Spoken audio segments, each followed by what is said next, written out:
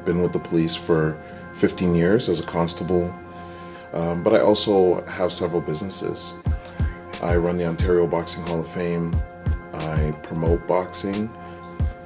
I manage and train professional fighters.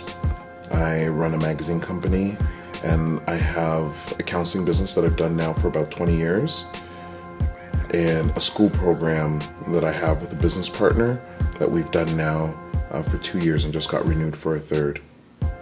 I don't remember a time where I've ever said I was bored, because I usually have multiple things on the go. So every day I have something planned, and my friends call me a workaholic, but I don't feel like I work at all because I enjoy everything that I do. For probably about the last 12 or 15 years, I've been told constantly that I'm going to burn out at some point.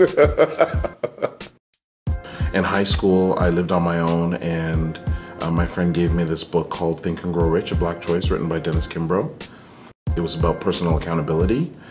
And after I read that book, like as a teenager, I was pretty angry. So once I read that book and I found out like your life is about you and what you want to put into it, and it doesn't matter what your past circumstances were, then I was like, oh yeah, I could do anything I want to do.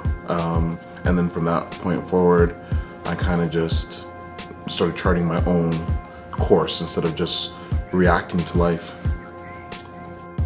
I was 10 years old when I ran away from home, and I was really scared. Like, I was 10, I didn't know what was outside. Like, you know, you still dream of monsters or something like that. It sounds kind of silly, right? But I was like a little kid, so I didn't know what I was going to when I ran away, but I knew that I had to get away from the situation that I was inside my house. So I ended up going to a friend's house, then I ended up on the streets, and I got picked up by Catholic Children's Aid.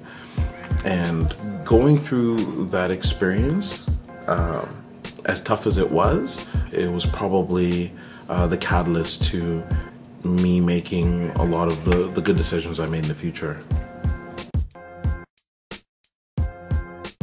I was an angry kid.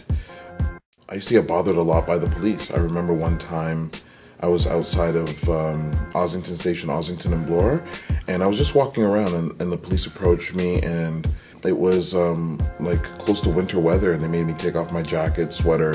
I was basically in a t-shirt and pants, and they were searching me, and I hadn't done anything, but I was dressed in like a hip-hop style.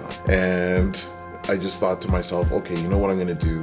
From now on, I am going to be the best person I can be. I'm going to change how I dress, and if I get harassed, like, there should be no reason for it, you know, then I'm going to be really upset. And I changed my thinking. I went and bought like some khaki pants and golf shirts. I was kind of waiting for something to happen to me, but it didn't. I was living in the same area, walking down the same streets, and I wasn't being bothered. And I was like, it was kind of my first awakening and realization that your thoughts really influence your life, you know? Everything that happens in your life is because of you. Don't doubt yourself. Have faith, because everything comes in time.